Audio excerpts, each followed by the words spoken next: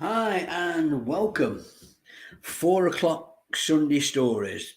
Just got a minute to go, and I'm trying to hopefully work out everything that needs to be done. But I will post this on Facebook. And if you've got any comments, just give me a like or a reply. And there we are, 4 o'clock. And it's a sad day because the England ladies have been beaten in the World Cup final. Not treated, I'm sure, as badly as if the England men had been beaten in a World Cup final. But I worked with girls playing football many, many years ago. And I've seen the progress in the game where we've gone from park pitches with a couple of people wandering by watching the girls play to full stadiums on a world stage. And I'm pretty sure that for the girls to have lost at this stage is just as tragic, just as damning as if the men had lost at a World Cup. See, it takes a certain type of person to be able to get to that top level. It takes a lot of sacrifice, even to get to the level I was at. Sacrificed a couple of families. But it's almost an innermost desire, a drive that pushes you forward all the time to go one better, to be just a little bit better than everyone else. And there can only be one winner, and each team can only have, 15, 22 players. But you could see from today the emotions in the stands from the supporters. And I'm sure the girls, I won't say won't get over it. You can't, I don't think, get over it, but they will eventually come to see it as a vital part of them being a top player and eventually perhaps a top human being, because it's that camaraderie, it's that working, striving for different people to come together with one goal. And on this stage, that one goal can unite a whole nation, if only for 90 to 100 minutes. It's a lesson, I think, that can be handed down all the way through to our kids. A school lesson, a lesson in not reading, writing, or arithmetic, a lesson in being the best student, the best pupil, the best person you can be, and striving for that. I think that's what I've strived for all my life. And it's obvious from my situation that I haven't yet attained the level of life that I would like. It's better than many, but there are still steps, there are still stages I have to go through before I can look back and say, yeah, I achieved that. Now, even as I say, there's a little thought in my mind that says, but when you achieve something, you always find something else to achieve. And that's true. Maybe that's just psychological. Maybe I don't know what I want to achieve. I've got an idea. And at the moment, it's quite a way out of reach. Maybe I break it down a little bit. And as I say, don't eat the elephant all at once. It's a desire, it's a goal, it's a dream. And what else have I got? When you reach your 70s, I think I've said this before, you do start to notice that people in their 70s are dying. And that your time may not be too far away, or it may be another 20 years away. Who knows? But it is incumbent on to make sure that when I finish this video, I go out and do something that's useful. When I go to bed and wake up tomorrow morning, it's important that I do something that's useful for tomorrow and useful enough to maybe push myself closer to that goal. And it's also worth looking back and being grateful for the memories you've got, particularly as a storyteller. I have lots of stories, lots of stuff's happened to me. And hopefully I can make a living for what it is over the next 3 to 4 years through telling stories and helping other people to tell their story, because we've all got one. Those girls playing football now have a hell of a story.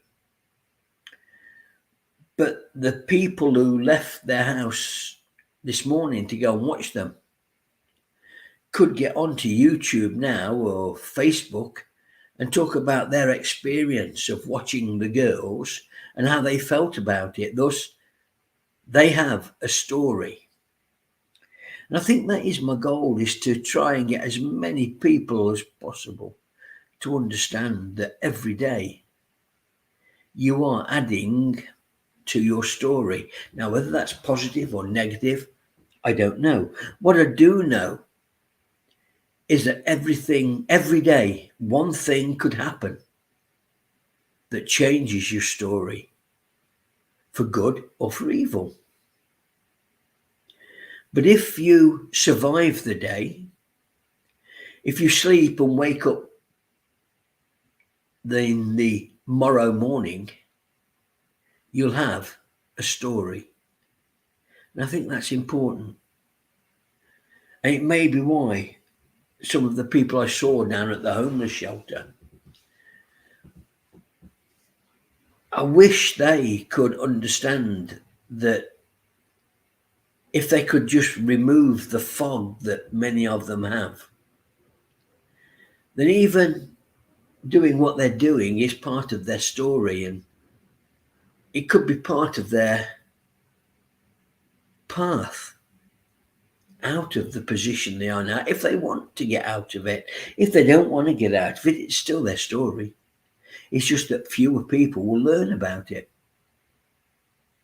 So what else has happened? It's been a good couple of visits to Tudor World, with the numbers of people coming in certainly going up, and groups really getting into it. I think we've had 3 to 4 really tremendous groups, and the people have taken real satisfaction in learning more about the house and more about the history. But I think they've also been happy to be entertained. And I have, I think, a little tick. Ronaldo, thank you. It's great. One of the best parts of being the storyteller at Tudor World, Sheep Street, Stratford, is when I stand at the gate in makeup and Tudor garb, is to see the kids. Even with my ghost guide makeup on, I can still get down to their level, crouch down and give them a wave and a smile. And most of the time they wave back.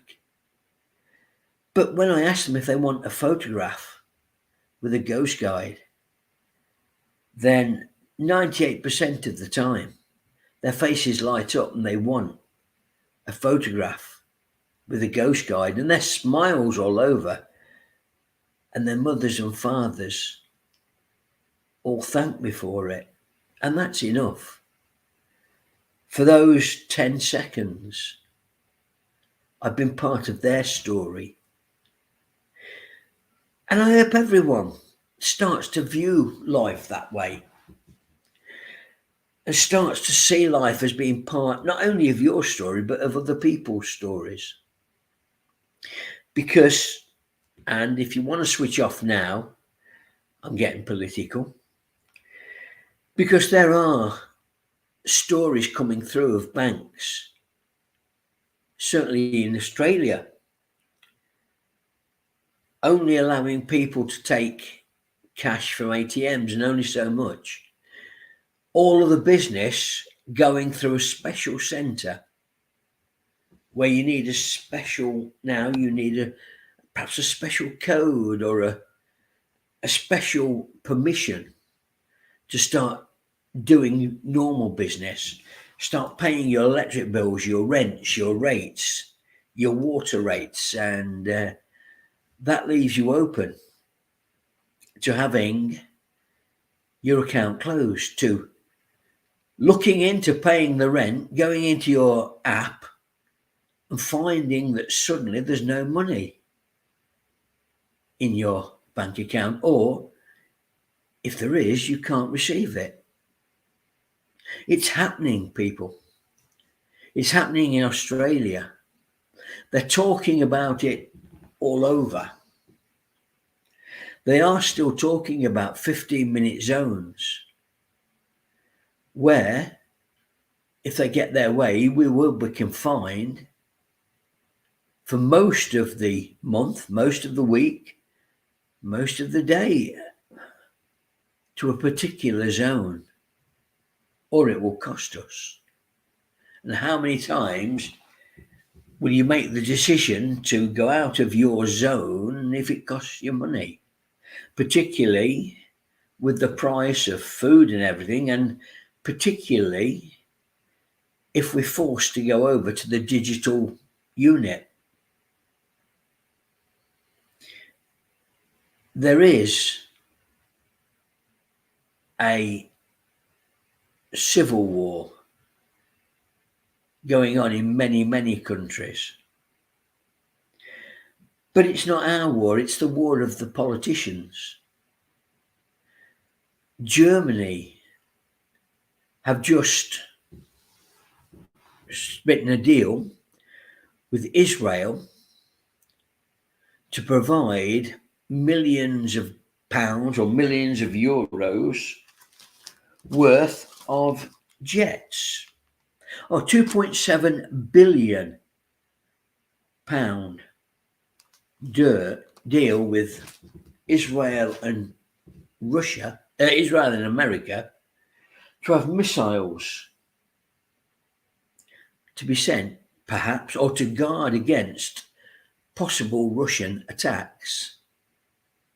And yet it was the US, and certainly to a main part, I believe, Germany,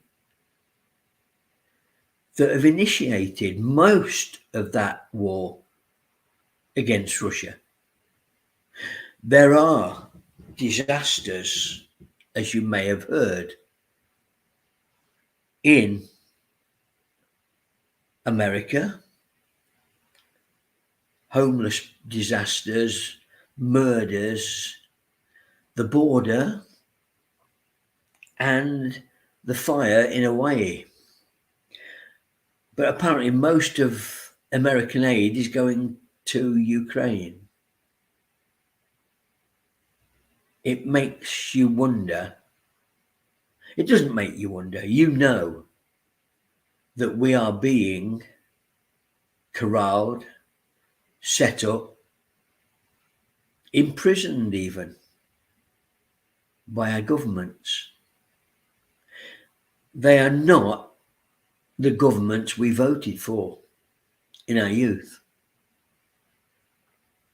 They're a different breed. We know it. They know we know it, but they don't care that we know it because they don't think we can do anything about it. Maybe yes, maybe no. But until I get cut off, cancelled, stopped, crushed, squashed, I'll keep coming on a Sunday at 4 o'clock and I'll keep giving you my take on the week.